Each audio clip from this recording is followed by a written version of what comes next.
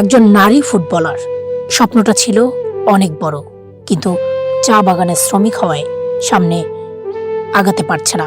এই নারী footballer regular খেলাধুলা করে যাচ্ছে। তার আশা সেও একদিন ঋতুপর্ণা চাকমার মতো একদিন বাংলাদেশের পতাকাটাকে বিদেশের মাটিতে উড়াবে। তার ফ্যামিলিতে সদস্য ভাই 2 জন, বোন 3 জন, মা গৃহিণী, বাবা চা শ্রমিক। বাবার নাম সন্তোষ মুন্ডা, মা কৃষ্ণনা মুন্ডা। বাবার ইনকামের 186 টাকা হাজিরায় সংসার চালায়। তারপরেও মেয়ে কুয়েলি মুন্ডার খেলাধুলা এবং পড়ালেখা চালিয়ে যাচ্ছেন।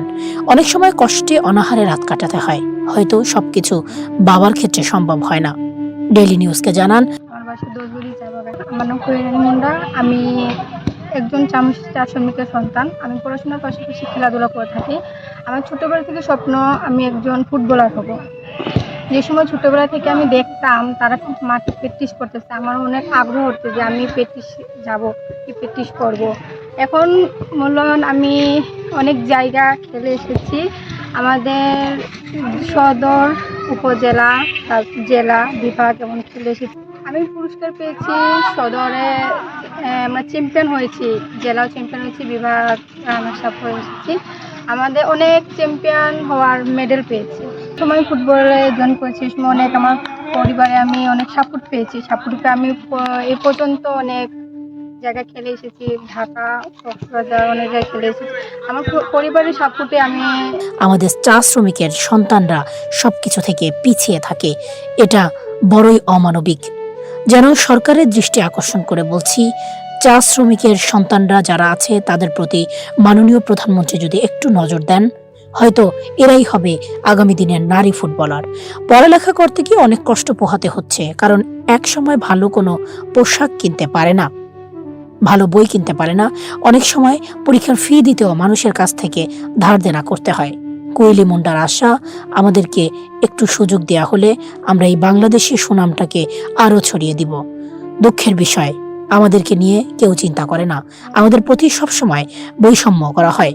বাগানের পঞ্চায়েত কমিটির সভাপতি মনোরঞ্জন দাস বলেন, এক ফুটবল ভালো খেলে কিন্তু তার মা বাবার মজুরি মাত্র 187 টাকা মজুরি।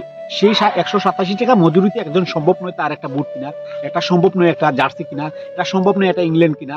তো এই যে 6 মাস পরে পরে বছর চলে গেলে বুট কিনতে হয় তাদের, সেই টাকা তারা কোথায় থেকে পাবে? চা বাগানের এক পথে পিছিয়ে পড়া জনগোষ্ঠী, যেটা আপনারা বলেছেন, তো সেই জায়গা থেকে আমি বলবো এটা আসলে চা বাগানে অনেক ফুটবলার, ক্ষতিমান ফুটবলার রয়েছে। তাদেরকে নিয়ে যদি বাংলাদেশ ফুটবল ফেডারেশন যদি এগুলো নিয়ে কাজ করে, অনেক কিশোরী মেয়েরা রয়েছে, অনেক তরুণ যুবকরা রয়েছে, এদিক থেকে কিন্তু অনেক যোদ্ধা, মানে যেটাকে বলা হয় যোদ্ধা, তাদের পরিশ্রম, তাদের সেই অনুভূতিগুলো এবং তাদের যে ইচ্ছা মনোবলগুলো যদি ভালো কোচ আসে এবং সেই জায়গা থেকে যদি খুঁজিয়ে দেখা হয়, খুঁটিয়ে দেখা হয়, তাহলে আশাবাদী এখান থেকে কিশোরী অনেক ফুটবলার এবং চা বাগান থেকে উঠে আসবে জাতীয় টিমে।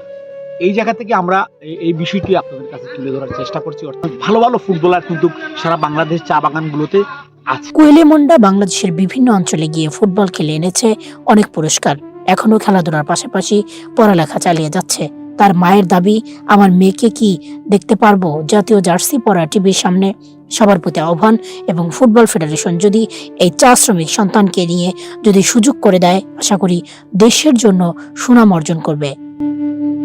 স্বপ্ন পূরণ হবে সেই চা শ্রমিকের যে সন্তান যারা আছে, যারা ফুটবলকে ভালোবেসে এবং কি এখন পর্যন্ত এই ফুটবলের সাথেই কিন্তু প্রেম জমিয়ে আছে। আজকে তাদের যে দুঃখ দুর্দশার গল্পটা আসলে শোনার মতো কেউ নেই। তাদেরও একটা আকুতি, যেমন তারাও ছাদ খোলা বাসে ঢাকা শহরে ঘুরবে এবং কি বাংলাদেশের সেই জার্সিটি, লাল সবুজের যে জার্সিটি আছে, সেই জার্সিটি শরীরে পরে হয়তো টিভি স্ক্রিনের সামনে আসবে এবং কি তাদের একটি আকুতি ছিল। যেমন আমরা চা জনগোষ্ঠীর যে সন্তান যারা আছে, তারা কিন্তু সবসময় পিছিয়ে থাকি, হয়তো তাদের প্রতি যদি এবং কি ফুটবল ফেডারেশনে যারা আছেন তারা যদি একটু নজরদারি করেন, হয়তো এরকম আরো সোনার সন্তানরা এই বাগান থেকেই উঠে আসবে। Farhad Hasan, daily news, Sylhet.